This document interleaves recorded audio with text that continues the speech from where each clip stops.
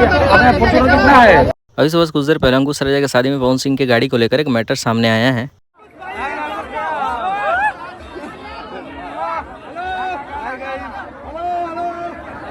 जिस viral video में बताया जा रहा है कि पवन सिंह की गाड़ी अचानक से वहीं से गायब हो गई। इसकी सच्चाई क्या है नहीं है आज की वीडियो में देखते हैं। उससे पहले चैनल को सब्सक्राइब कर लें।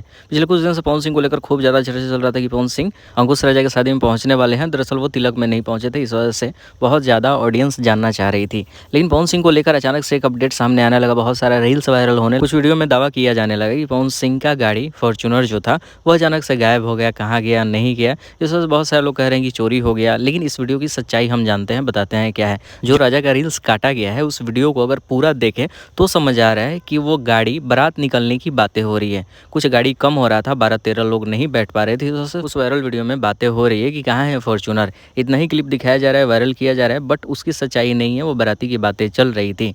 पवन सिंह अब तक पहुंचे नहीं है तो ये कहाँ से हो जाएगा।